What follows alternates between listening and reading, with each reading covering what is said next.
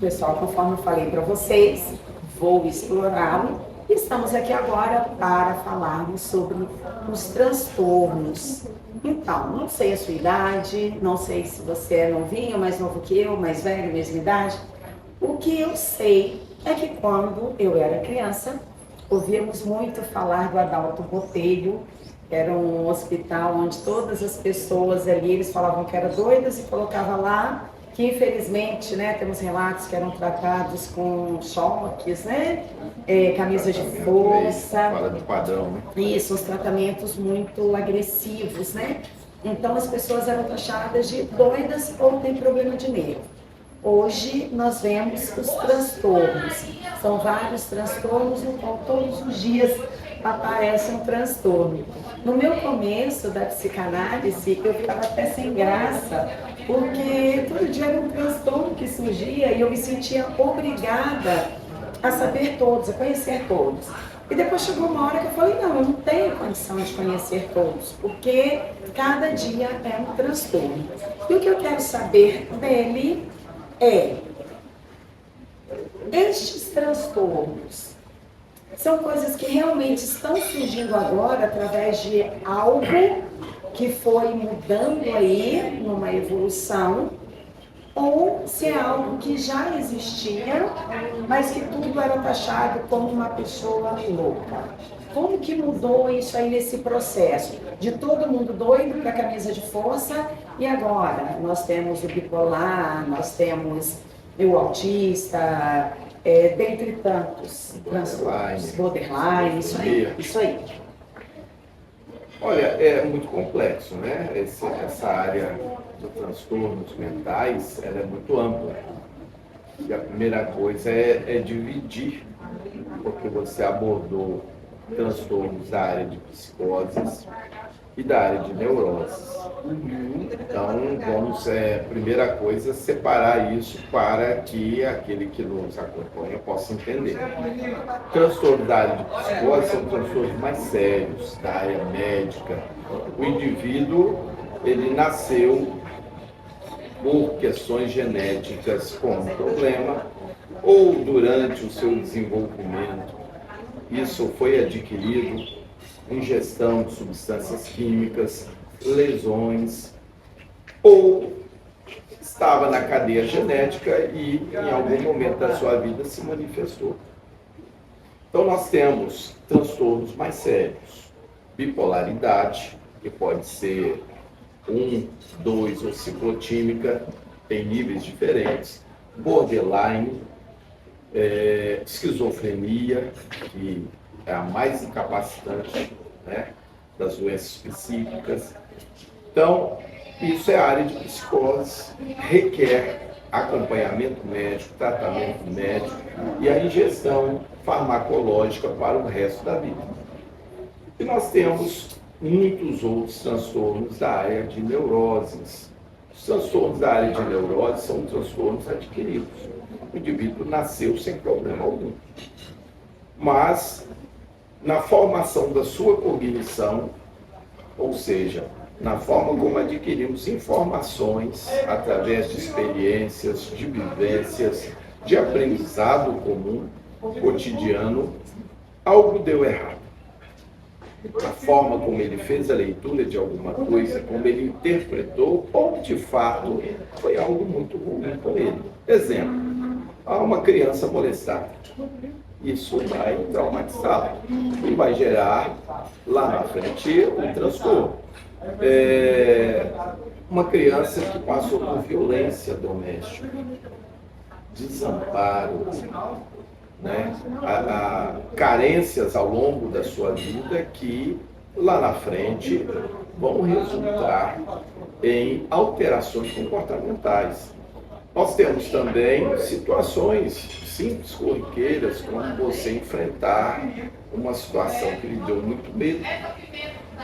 A mordida de um cão atacou uma criança, um gato que a arranhou, ou até mesmo o medo de uma situação específica, uma criança que vai falar de alguma coisa na frente, na sala, e ela fez tudo errado, toda a classe riu, e ela se sente avexada com aquilo, e passa a nutrir o medo de voltar ali, de exposição pública. Aí pode gerar uma fobia social. Tudo isso é transtorno, mas são transtornos mais leves da área de neuroses. Bom, com relação à ciência disso, que antes nós sabíamos muito pouco, ou ouvíamos falar muito pouco, hoje muito mais. Hoje nós temos um sistema de comunicação muito maior, né? A comunicação hoje está na velocidade da luz. Acontece algo lá na outra ponta do mundo, você já está sabendo aqui no seu celular. Então, hoje, notificamos muito mais as pessoas, damos ciência às pessoas dos acontecimentos. Mas não somente isso. Hoje nós temos essa nossa vida moderna, ela propicia o surgimento de muitos transtornos. Então, um exemplo. Hoje nós temos aquela família tradicional que nós tínhamos antes. Pai provedor, mãe educadora, mãe do lar. Isso já não está existindo mais. A mãe, ela passava muito tempo com os filhos, tanto dando carinho, afeto, o amor, mas educando. Então, gerando na cognição dele a identidade dela, a identidade do pai, aquilo que eles acreditavam. Então, você tinha filhos crescendo parecidos com seus pais, da maneira de pensar e de ver as coisas. Hoje nós temos a mulher que conquistou o seu espaço, ela sai também para prover. Hoje nós temos uma sociedade consumista, tem um custo muito maior de vida, e os dois são provedores. Os dois saem de manhã para trabalhar, para alcançar o seu espaço, desenvolver suas carreiras. E com isso, essa criança, ela inicia a vida sendo cuidada por babá, depois numa creche por cuidadores, depois professores. A maioria passa um tempo no sistema integral de ensino. E com isso, o tempo de convivência com os pais é muito pequeno. E é muito mais fácil ocorrerem situações que irão gerar os transtornos. Porque os pais não estão aí de olho, não estão acompanhando. Então, muitos incidentes acontecem no cotidiano dessa criança que os pais nem ficam sabendo. Situações a que ela foi exposta que eles não tiveram ciência, porque hoje essa sociedade fez com que os pais fossem ausentes. E tentam compensar depois com presente, com alguma coisa, mas que nunca vai compensar convivência. É comum no consultório você ter pais falando que desconhecem os filhos. Olha, eu não reconheço meu filho naquilo que ele fala, na forma como pensa. É diferente de mim e da mãe dele. O que é isso? Falta da identidade. A identidade dos pais não foi gerada nos filhos. Alguém se ocupou de fazer isso. Com quem ele cresceu, conviveu, com quem ele aprendeu. Então, alguém está gerando uma identidade. E hoje, antes falávamos a pessoa próxima. Hoje não precisa. Hoje está na mão dele. É o computador, é o celular, é a televisão. Estes estão gerando a identidade do teu filho. O tempo de permanência, qualquer um pode fazer isso. O tempo de permanência nessa, com os equipamentos eletrônicos, né? O seu filho passa. E com você vai ver que você perde feio. Então, hoje, muitos transtornos estão vindo por aí. Uma outra via de transtornos, mas aí também na área de psicose. Nós temos a questão de alimentação. Hoje, por alimentação, nós ingerimos muito hormônio. Hormônio é inserido na carne, todo tipo de carne, né? Hoje, a indústria, o que ela faz? A indústria animal, ela usa a ração de crescimento, depois a ração de engorda, fora inúmeros remédios para combater uma série de doenças, e isso nós estamos consumindo. Quando você vai para o agro, tudo hoje é transgênico. A soja, o milho, por isso o Brasil bate aí os recordes de venda e de produção, né, todos os anos. É porque não é algo natural. E gerações passadas vieram consumindo isso. Então, o que temos hoje? Crianças que estão nascendo com TDAH, né, déficit de atenção e a hiperatividade, são marcantes em muitas crianças, tem um alto índice. O autismo hoje explodiu. O autismo tem uma série de fatores, um deles é a alimentação, um outro fator muito sério que também nós estamos vendo, a vida do filho muito tarde. Então hoje você tem casais que estão primeiro focados em estabilizar a sua vida, o seu matrimônio, conquistar a casa, uma estabilidade na carreira, para depois pensar no filho. E às vezes esse filho vem numa idade perigosa. Um outro fator, o primeiro filho vem, 10 anos depois se pensa no segundo. Sim.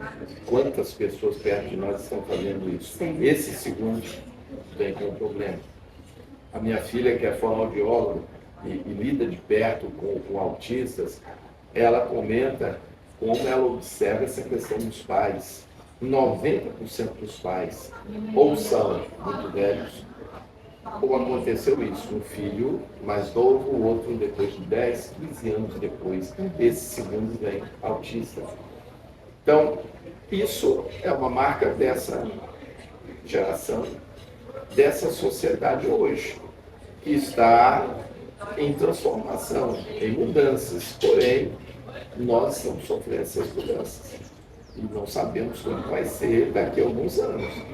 Mas muita coisa que está aparecendo aí está ligada a essa ausência dos pais.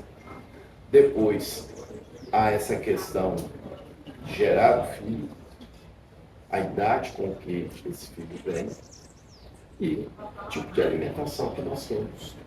Né? E aí, soma-se a isso o estresse emocional, um sistema de vida onde tudo é muito rápido, surgem transtornos como síndrome do pensamento acelerado.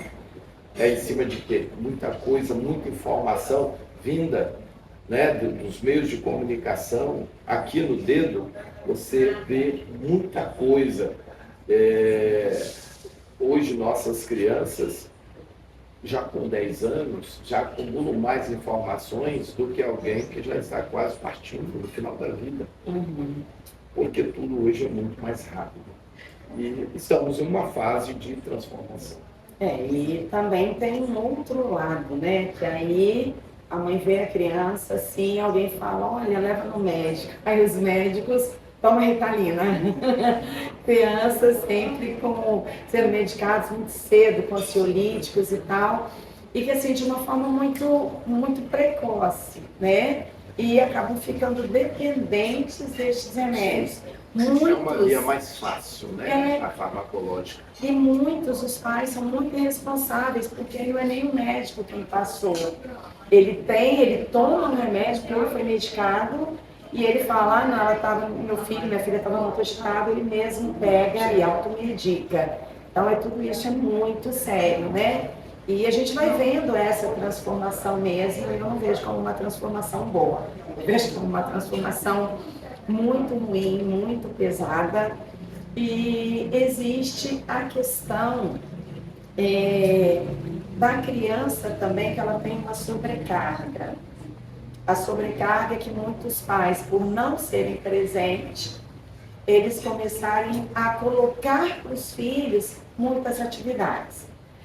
Tem alguns pontos aí. Às vezes o pai queria muito fazer certas coisas, no ano passado não pôde, ele falou, não, agora eu vou colocar meu filho para fazer tudo.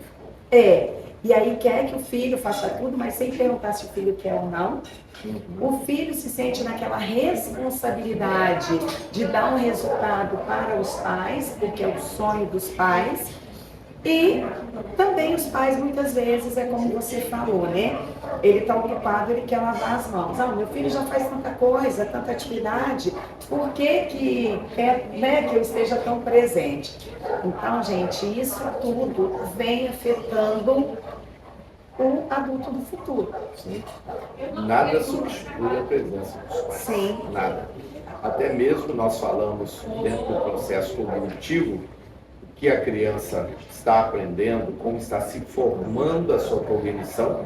E para você que não tem muito contato com essa palavra, cognição é a forma como nós fazemos a leitura das coisas, como nós pensamos, analisamos, tomamos decisões. Então é como o nosso cérebro, a nossa mente processa informações, é a nossa cognição. Isso é gerado. A criança, quando nasce, ela não tem essas informações. Tudo é ensinado. Ela aprende vendo, ouvindo, sentindo, imitando. E é aí que está o grande problema. É quando você não tem próximo dessa criança pessoas que vão passar para ela algo útil, algo seguro, que não vai comprometer essa sua cognição lá na frente. Quando há essa lacuna, a ausência dos pais, não sabemos o que as pessoas próximas estão passando para a criança.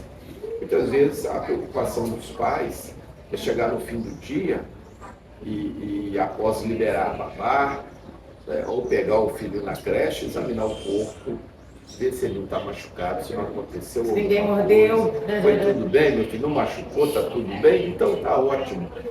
Mas ele não imagina o que pode ter acontecido aqui. Algum evento naquele dia que marcou o teu filho.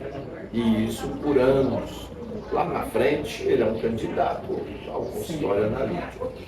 Então, hoje nós temos esse processo cognitivo que, na ausência dos pais, ele é mal formado. Mas temos um outro fator, que é o afetivo. Uma criança que não tem essa proximidade dos pais para lhe dar o amor, e ninguém substitui esse amor dos pais, não tem babá, não tem cuidador que vai fazer isso. Então é uma criança que não recebeu amor suficiente. Lá na frente é o adulto que tem dificuldade em amar. Em manifestar o amor até para os filhos, para o cônjuge. Sim, verdade. Agora tem um fato também que enquanto você falava eu lembrei, muitos pais, claro, ninguém está aqui querendo ter um filho, né, que a gente sonha tanto em ter um filho, querendo que ele venha com algum transtorno, com algum problema de saúde. Claro, gente, ninguém quer isso, porém nós temos que ser realistas. E eu já passei por várias experiências de pais que quando eu alertava e falava assim, olha, leva seu filho ou sua filha no neurologista para ver o comportamento dele, porque pode ser que tenha algum transtorno. Assim como eu pego, às vezes, um vídeo de algum depoimento, alguma matéria falando sobre uma criança que tem autismo, quando eu vejo que provável aquela criança possa ter, e eu coloco os pais para assistirem ali comigo e falo assim, ó, veja se tem alguma dessas características que se identifica com seu filho, porque se tiver, é interessante você levar a um médico para que ele possa ver, passar, né, aí os testes através de um neuropsicólogo para poder tratar. E muitos pais não aceitam. Até eu tive uma mãe que virou para mim e falou assim, você está dizendo que meu filho é mongol? Eu falei, eu não estou dizendo que seu filho é nada, eu estou pedindo para você olhar essa matéria aqui e ver se você acha que algo se associa com o teu filho. Mas por que isso? Porque eu já tinha visto que era. Todas as características eram. Precisava, sim, de um laudo. Mas na nossa experiência do dia a dia, para mim ali, a probabilidade de ser era muito grande. Essa mãe ficou muito brava, muito arrasada, mas continuou assistindo. E chegou uma hora que ela começou a chorar. E o que ela falou? Ela falou assim, estou vendo aí que o meu irmão E o meu irmão sofreu a vida inteira, ele apanhava muito, porque a mãe não entendia. E aí, anos e anos atrás, né? Porque ela luta com o filho. E ela começou a chorar. Ela tirou o foco do filho dela e ela voltou ao passado dela. onde ela defendia o irmão pelo jeito que ele era, e ela entendeu ali. Então foi algo assim muito marcante para mim, né? Muito marcante porque ali comigo ela descobriu algo que era referente ao irmão. E depois ela saiu dali chorando, eu nem toquei mais na questão do filho. Na semana seguinte ela voltou e me pediu desculpas e falou realmente, eu vi ali características do meu filho, mas eu não queria aceitar. E essa falta de aceitação atrapalha muito o processo, né? Atrapalha muito porque a pessoa que não aceita, ela não vai levar, quanto mais cedo for diagnosticado, mais rápido faz o tratamento, né? É melhor. E eu tive outros casos também, de uma pessoa que aqui, morando aqui, foi diagnosticado, o neurologista viu, pediu o teste, a neuropsicóloga testou para autismo. Eu trabalhei essa criança, a questão do autismo, que era ele e a irmã. Depois eles foram embora para Santa Catarina, chegou lá, eles foram procurar ajuda, aí lá os profissionais falaram que não tinha. A mãe me ligou toda feliz, meu filho não tem. Eu falei, não, mas espera aí, o que é inválido daqui? É porque você ouviu aí, não você quer ouvir? Então você tem que ter uma contraprova. Né? Não adianta, você vai estar fazendo aquilo que você queria ouvir e você pode estar retardando o tratamento do seu filho.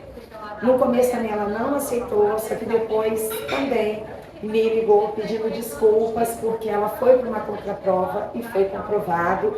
E logo na semana seguinte ela colocou lá no perfil dela do WhatsApp, mãe de autista e tal. Então, gente, é muito importante ter essa aceitação, né? Não estamos falando que seu filho é incapaz. Hoje, nós temos como grandes colaboradores os professores. São aqueles que passam um bom tempo com o aluno e começam a perceber essas diferenças. Aciona o coordenador.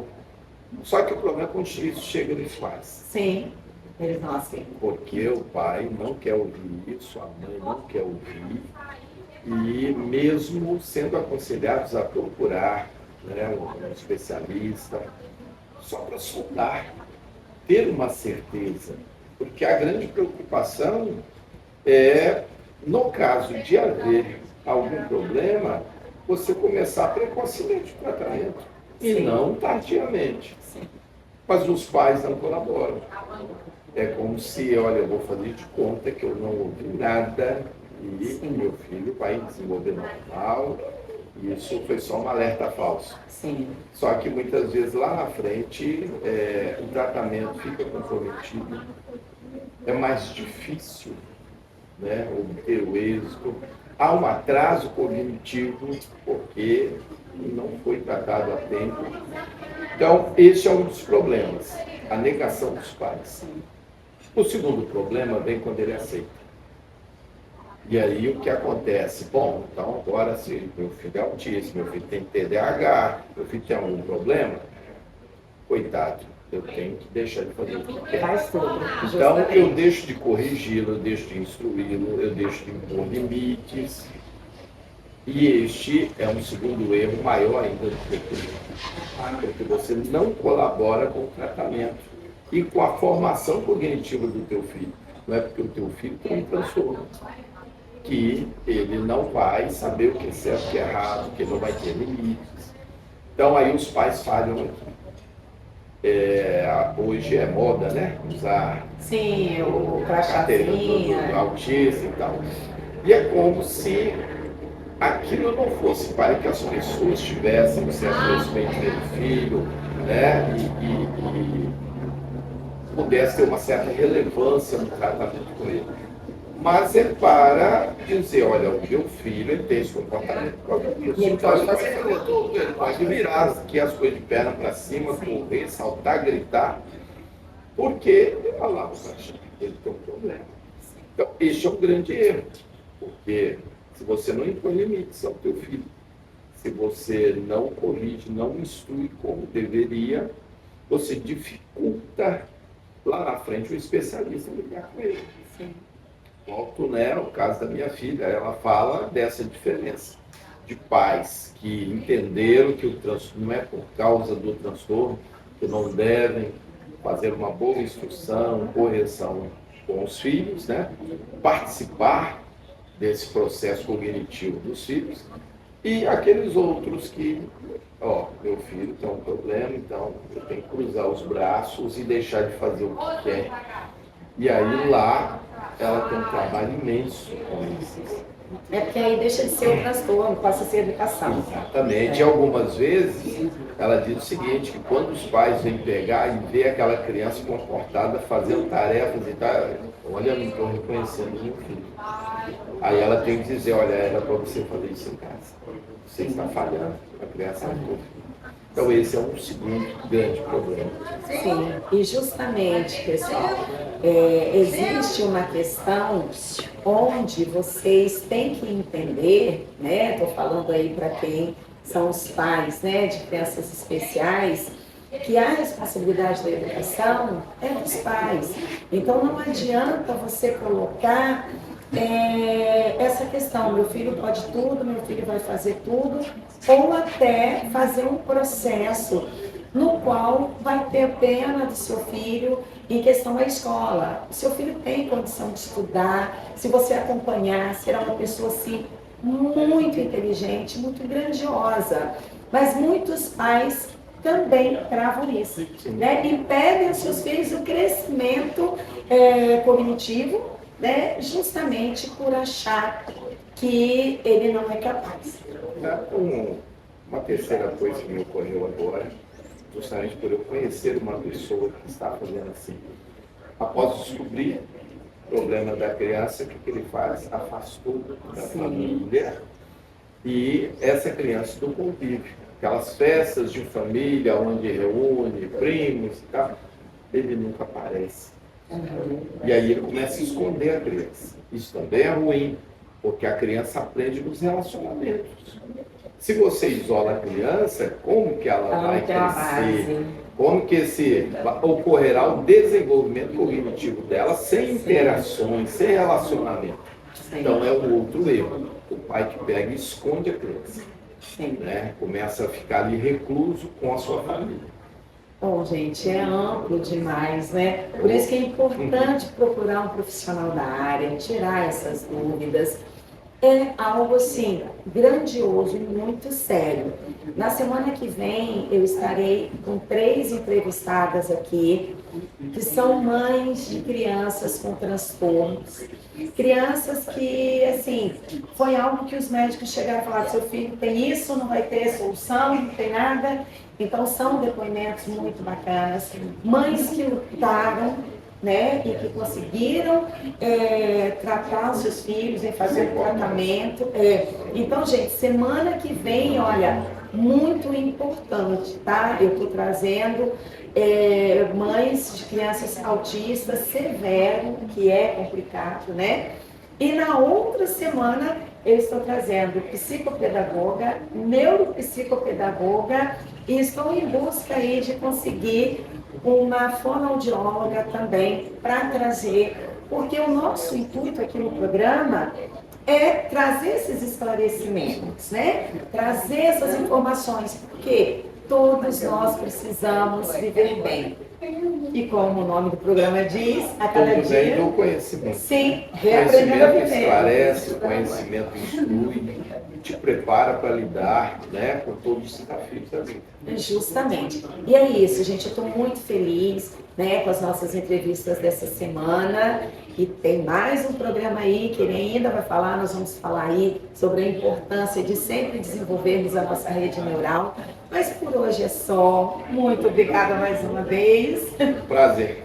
Muito esclarecedor. Obrigada, gente. Olha, ele só está conseguindo estar aqui comigo hoje porque estamos na semana aí desse feriado prolongado, né? Depois de Corpus Christi, mas é muito difícil conseguir uma brechinha na agenda dele, mas eu faço tudo em prol disso, de trazermos informações valiosíssimas para você, tá bom? Muito obrigada por mais uma vez estar aqui conosco, no seu, no meu, no nosso programa Reaprendendo a Viver.